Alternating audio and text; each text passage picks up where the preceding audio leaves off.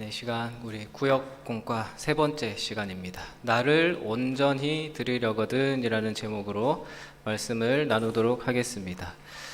여러분들 아킬레스건이라고 다들 아시죠? 들어보셨죠? 발 뒤꿈치에 붙어 있는 힘줄을 아킬레스건이라고 합니다. 이 말이 어디서 왔는지 그 유래를 살펴보면은 그리스 신화에서 온 말입니다.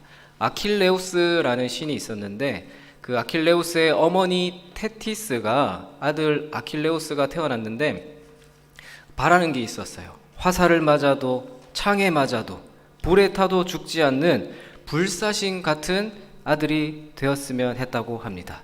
그래서 수소문을 해보니까 저승으로 흐르는 그 스틱스라는 강물이 있는데 그 강물에 담그면 그렇게 된다라는 말을 듣고 그렇게 했다고 합니다. 스틱스 강물에 담그고 나니까 강철과 같은 몸이 되기는 했는데 그 강물에 담글 때 발 뒤꿈치를 잡고 담궜다가 빼는 바람에 발 뒤꿈치 부분만은 강철이 되지 못했다고 합니다. 그래서 발 뒤꿈치를 물에 담그지 못해서 그게 유일한 약점이 되어서 그 약점을 안 적이 쏜 독화살을 발 뒤꿈치에 쏘고 그 독화살을 맞고 죽었다고 합니다. 그래서 오늘날 약점을 표현할 때 이러이런 부분은 다 괜찮은데 이러이런 부분은 잘하는데 이 부분이 아킬레스건이다 라는 그런 표현을 합니다. 참 그리스 신화이지만 또 이 가운데서 여러 가지 교훈을 찾을 수 있겠지만 그중 한 가지는 약점은 누구에게나 다 있다라는 겁니다. 약점이 없는 사람은 없습니다. 성경에도 아킬레스와 같은 강철과 같은 막강한 힘을 가진 사람, 사사가 있었죠. 바로 삼손입니다. 삼손. 우리는 삼손에 관한 스토리를 잘 알고 계실 겁니다. 삼손에게도 약점이 있었습니다. 블레셋 여자와 결혼한 것부터 약점인 것 같기는 합니다. 근데 이 들릴라의 유혹에 넘어가서 약점이 뭐였습니까? 머리를 밀면은 힘이 빠진다. 힘을 잃는다. 그 약점을 들키고 맙니다. 그래서 힘을 잃고 또 눈이 뽑혀서 맷돌을 돌리죠. 그렇지만은 나중에 그 기둥을 잡고 무너뜨리면서 그때 블레셋 사람들을 죽이는데 그 이전에 죽였던 사람들보다 더 많은 수의 사람을 죽이면서 그렇게 장렬히 전사를 합니다. 자, 이 삼손이 어떤 사람이었습니까? 오늘 본문을 통해서 살펴볼 대표적인 나실인이었습니다. 나실인은 구분된 사람들입니다. 쉽게 말해서 하나님의 사람이라는 것이죠. 하나님의 사람들은 죄짓게 하고 넘어지게 하는 그 약점을 뛰어넘어야 합니다. 왜냐면요, 사단은 그 약점을 교묘하게 파고들어서 유혹의 통로로 삼기 때문입니다. 그래서 하나님의 택하심으로 구별된 백성들은 자신의 삶을 더욱 온전한 모습으로 하나님께 드리기 위해 애를 써야 하는 것이고요. 이를 위해서 오늘 살펴볼 나실인의 규례 역시 헌신하는 삶을 살고자 하는 우리 성도들에게 어떻게 하면 구별된 백성으로서 약점에 사로잡히지 않고 극복하는 삶을 살아갈 수 있을지 유익한 삶의 원리를 제시해 주고 있습니다.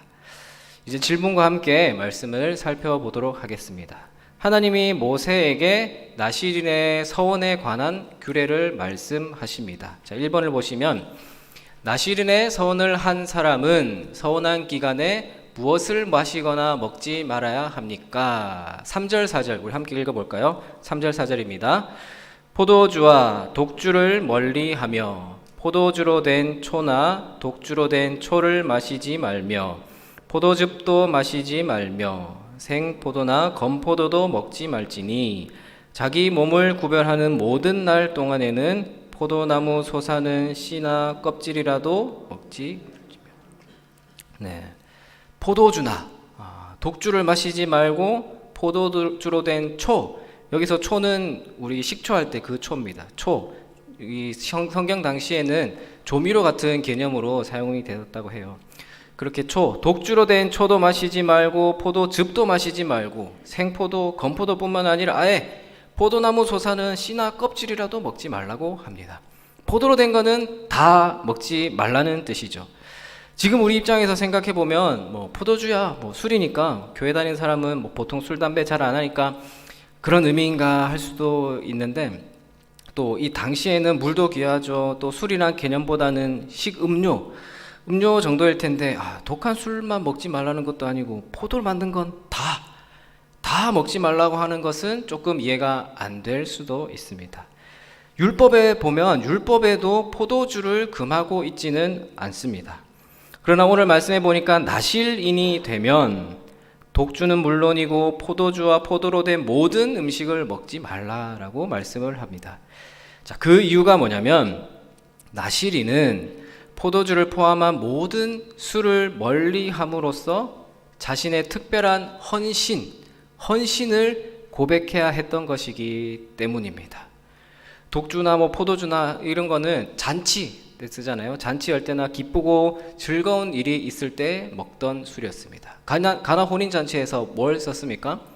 물이 변하여 포도주 됐네. 노래도 있지 않습니까?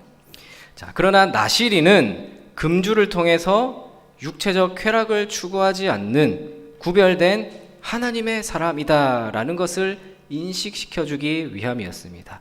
나실인은 하나님께 바쳐진 사람들이라는 것이죠. 그렇기 때문에 술과 포도를 먹지 말라는 것은 세상에서 오는 그런 즐거움을 절제하라고, 하나님께 집중하는 그런 절제하는 삶을 요구하시는 말씀입니다. 지금 우리식으로 말하면 세상에 즐길 거리가 얼마나 많습니까? 그렇지만 그런 것들 다 멀리하고 하나님 앞에서 절제하고 인내하는 삶을 살라라는 뜻으로 우리가 이해할 수 있습니다. 그렇다고 기쁨도 없이 즐거움도 없이 그렇게 살라는 것이 아니라 세상 사람들이 정해놓은 규칙들, 세상의 방식들대로 그 세상 사람들의 가치관대로 살지 말라라는 의미이죠.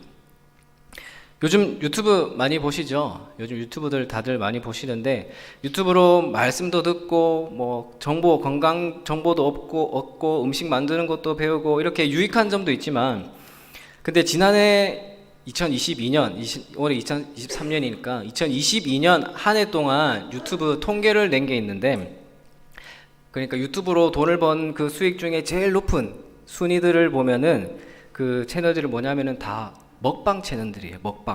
먹는 방송, 먹는 영상을 찍어서 올리는데 그 채널들이 다 상위권들이에요. 어떤 분이 그러시더라고요. 피곤하대요. 아이고 왜 피곤하세요? 그러니까 늦게 잤대요. 아이고 왜 늦게 주무셨어요? 유튜브 보다가 늦게 잤대요. 아이고 뭘 보다가 이렇게 늦게 주무셨어요? 먹방 보다가 늦게 잤대요. 참, 먹방 이런 건 유튜브 보는 게 문제가 아니라요, 그만큼 이 세상의 기쁨과 즐거움을 우리가 우선시해야 되는 게 아니고 세상과 똑같은 즐거움을 우리가 찾아서는 안 된다라는 것이죠. 하나님의 사람들은, 그리스도인들은 하나님으로 인해 참된 기쁨과 평안과 즐거움을 찾아야 되고 하나님 안에서 참된 행복을 누려야 하는 것입니다. 오늘 나실인들에게 이 포도를 금하는 내용을 통해서 우리도 이 세상의 가치관을 떠나 하나님으로 인한 참된 기쁨을 누려야 하는 것을 알 수 있는 내용입니다. 자, 그래서 2번입니다. 2번, 나실인은 서원 기간 동안 무엇을 자르면 안 됩니까? 자, 우리 5절 같이 읽어보겠습니다.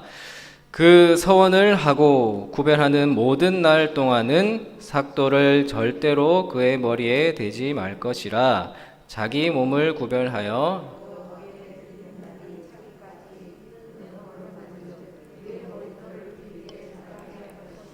것이며. 네. 신체 발부 수지 부모라는 말이 있죠. 몸과 살 같은 부모에게 받은 것이다 라는 뜻입니다. 몸을 중요하게 생각하라는 효경에 나오는 유교적 사상의 핵심 문구입니다. 유교 사상에서야 이제 부모에게 물려받았기 때문에 소중하게 생각하지만 이 나실인도 그런 개념일까요? 이 나시린의 머리카락 귤에 관한 해석은 다양한데 크게 종합해서 두 가지로 나뉠 수 있습니다. 첫 번째는 머리카락은 하나님의 통치와 주권, 하나님의 통치와 주권을 드러내는 화환과 관으로 이해를 했어요. 화환. 그래서 머리에 관을 씌우신 하나님께 철저히 순종하는 순종하는 삶을 상징합니다. 두 번째는 머리카락을 피와 더불어서 생명의 상징으로 여긴 당시의 문화를 고려할 때 보면요, 이 머리카락에 사람의 손을 대지 않는 행위는 생명의 주인이 오직 하나님이심을 고백하는 행위로 여겨집니다. 그래서 나시린은 자기 자신을 하나님께 드리기로 서원하면 그 순간 자신의 몸은 하나님의 것이 됩니다. 자기의 모든 존재, 전 존재가 하나님께 드려졌고 머리카락까지도 하나님의 것으로 소중하게 여긴다라는 그런 의미도 포함을 해서 결론적으로 자신은 하나님의 권세 아래에 속해 있고 하나님의 뜻에 절대 복종, 하나님의 뜻에 절대 순종한다 라는 의미가 머리를 자르지 않는 그 의미에 담겨 있습니다. 또 3번입니다. 나시린은 서원 기간 동안 무엇을 가까이 해서는 안 됩니까? 6절입니다. 자기의 몸을 구별하여 여호와께 드리는 모든 날 동안은 시체를 가까이 하지 말 것이요. 시체를, 성경의 큰 가르침이 뭡니까? 성경의 부모 공경을 하는 그런 말씀들이 있어요. 출애굽기 20장에 보면은 내 부모를 공경하라. 그리하면 내 하나님 여호와가 내게 준 땅에서 내 생명이 길리라. 출애굽기에도 이렇게 말씀하셨고, 신약에 보면은 디모데전서에서도 누구든지 자기 친족, 특히 자기 가족을 돌보지 아니하면 믿음을 배반한 자요 불신자보다 더 악한 자니라 라는 말씀을 하고 있습니다. 이렇게 성경은 부모 공경과 가족에 관해서 중요하게 말씀하지만 그것보다 하나님이 앞설 수는 없다라는 겁니다. 나시린의 이 서약은 이 우선순위를 분명하게 강조하고 있습니다. 자, 시체는 죄와 사망을 상징합니다. 죄로 오염되고 타락하여서 결국에는 죽음에 이르게 된다는 그 죄의 결과, 죄의 삭은 사망이라는 그 죄의 열매를 상징하는 것이죠. 그래서 이스라엘 백성들은 시체를 가까이 하면 안 되고 또 만지면 안 되는데 가족들도 죽을 거 아닙니까? 그 당시에 천막에 같이 살고 있는데 가족들도 죽을 거잖아요. 그래서 장례는 치러야 되잖아요. 그래서 그와 관련된 규례들이 또 있습니다.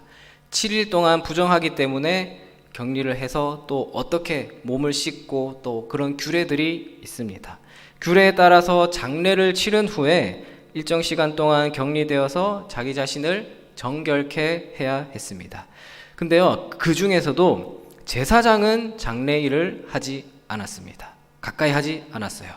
제사장은 성막의 일, 하나님의 일을 섬기는 사람들이라서 시체에 가까이 하지 못하도록 말씀하셨습니다.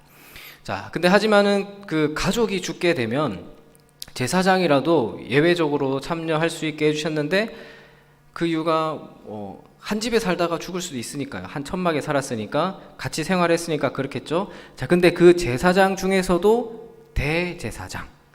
대제사장만큼은 부모의 장례도 가족, 자식의 장례에도 함께 할 수 없었습니다. 가까이 할 수 없었어요. 그만큼 이 대제사장이 하나님께 부여받은 임무는 막중했기 때문에 그렇습니다. 자, 근데 보십시오. 오늘 나시린은 7절에서 뭐라고 했습니까? 그의 부모, 형제, 자매가 죽은 때라도 그로 말미암아 몸을 더럽히지 말라. 7절에서 이렇게 말씀하고 있어요. 누구랑 같죠? 대제사장의 규례와 이 나시린의 규례가 가족의 장례도 가까이, 가족의 시체도 함께 할 수 없는 그 정도의 그 동일한 말씀을 하고 있습니다. 그러니까 정리하자면 이스라엘 사람들에게서 이 시체는 부정하기 때문에 접촉을 금지하는데 그래도 가족 장례를 위해서는 일정의 정결 행위를 하면은 괜찮았습니다.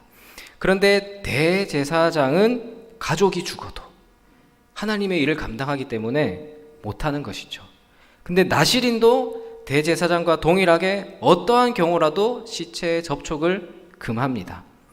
그만큼 나실인의 서원은 대제사장처럼 하나님 앞에 거룩하고 구별된 존재가 되어야 한다라는 것을 말씀해주고 있습니다. 그래서 8절에서 이렇게 말씀하시잖아요. 8절을 보십시오. 자기의 몸을 구별하는 모든 날 동안 그는 여호와께 거룩한 자니라. 나실인은 거룩한 존재로서 구별되어야 합니다. 하나님 앞에 선 그 대제사장처럼 그 정도로 그들 자신을 철저하게 또 거룩하게 구별해야 했던 것이죠. 이제 나눔 1번, 2번 함께 보겠습니다. 나눔을 보시면 나눔 1번입니다. 헌신은 성도의 기본 덕목이지만 하나님은 나실인 규례와 같이 특별한 헌신의 방법과 기간을 마련하기도 하셨습니다. 오늘날 경건의 유익을 얻기 위해 기간을 정해놓고 자신을 하나님께 온전히 구별하여 헌신하려 한다면 어떠한 방법이 있을지 이야기해 봅시다. 또 나눔 2번 함께 읽어보겠습니다. 나실인에게는 특별한 절제가 요구되었습니다. 절제는 거룩한 삶에 있어서 매우 중요한 요소입니다. 성도로서 거룩하게 살려면 어떤 부분에서 절제가 필요하다고 생각하는지 이야기해 봅시다.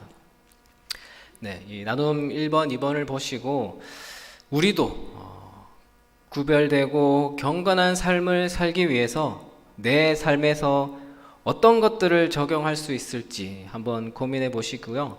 내 삶에 있어서 절제해야 될 것, 절제해야 될 부분은 또 어떤 게 있을지 그런 것들을 이제 본인이 가장 잘 아실 테니까 한번 묵상해 보시는 그런 기회가 되었으면 좋겠습니다.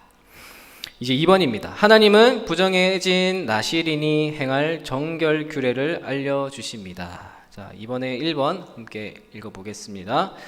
원치 않게 시체를 접촉해서 부정해진 나실인은 언제 그 머리를 밀어야 합니까? 우리 9절 말씀 읽겠습니다.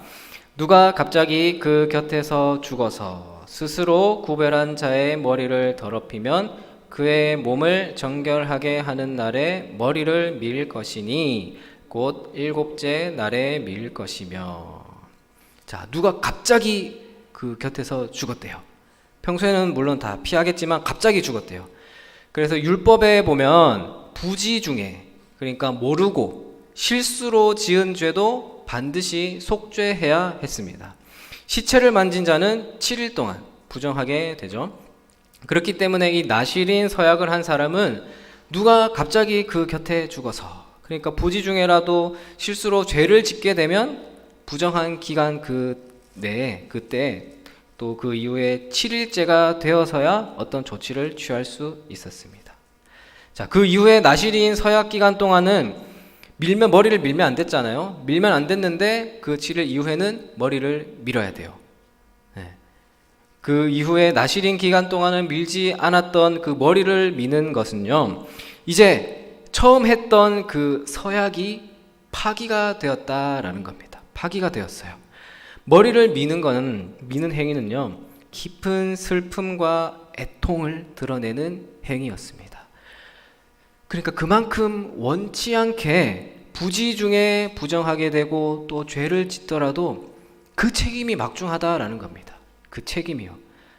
그래서 우리에게도 마찬가지예요. 성도에게는요, 우리가 부지 중에 원치 않게 죄를 짓게 되더라도 이 죄에 대한 경각심이 있어야 되고 애통함이 있어야 한다라는 것을 이 말씀을 통해 알 수 있는 것입니다. 또 그 다음 2번입니다. 제사장은 부정해진 나실인이 바친 비둘기 2마리를 어떻게 해야 합니까? 10절, 11절 내용 우리 함께 읽어보겠습니다. 8째 날에 산 비둘기 2마리나 집 비둘기 새끼 2마리를 가지고 회막문에 와서 제사장에게 줄 것이요. 제사장은 그 하나를 속죄 제물로, 하나를 번제물로 드려서 그의 시체로 말미암아 얻은 죄를 속하고 또 그는 그 날에 그의 머리를 성결하게 할 것이며. 비록 부지 중에 죄를 범하게 되면, 부지 중에라도 죄를 범하게 되면 머리를 민다고 해서 그게 끝이 아니었습니다. 속죄, 이 속죄는 부정해진 머리를 깎는 그 자기의 행위만으로는 속죄가 다 되는 게 아니었습니다. 속죄에는 반드시 생명을 죽여서 드리는 피의 제사가 요구되었습니다.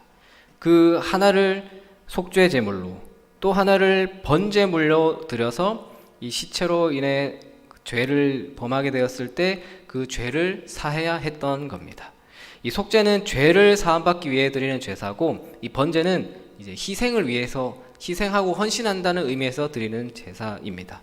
그러니까 속죄 제물과 번제물로 드린다는 건요, 이 제물의 그 피값으로 용서함을 받는다라는 거예요. 용서함을 받고, 그러니까 죄를 짓게 되면은 죄를 사함 받아야 되고 또 다시 헌신하겠다라는 그런 의미가 내포되어 있는 이 속죄 제사, 또 번제 제사입니다. 그래서 죄를 짓게 되면 다시 온전하게 쓰임 받기 위해서는 그 피로 말미암아 속죄함을 받아야 되고, 또 속죄함 받은 동시에 자신을 하나님 앞에 드리는 헌신도 함께 가야 된다라는 겁니다. 이 개념이 이어져서 이제 나중에 신약에서 예수님 오셨죠? 예수님께서 그 그리스도께서 십자가의 보혈로 피를 흘러 주심으로 우리의 죄를 위한 희생 제물이 되어 주신 겁니다. 자, 3번입니다. 부정해진 나실인이 자기 몸을 구별하여 여호와께 드릴 날을 새로 정한 후에는 무엇을 해야 합니까? 우리 12절 말씀 함께 읽겠습니다. 자기 몸을 구별하여 여호와께 드릴 날을 새로 정하고 1년 돼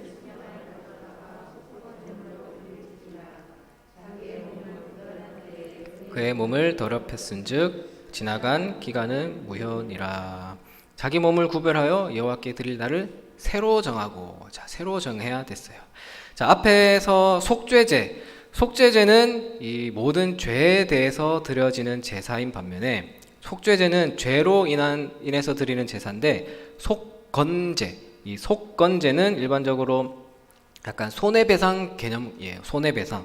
하나님과 또는 이웃에게 해를 끼쳤을 때 이 배상한다는 그 책임과 더불어서 드려지는 제사였어요.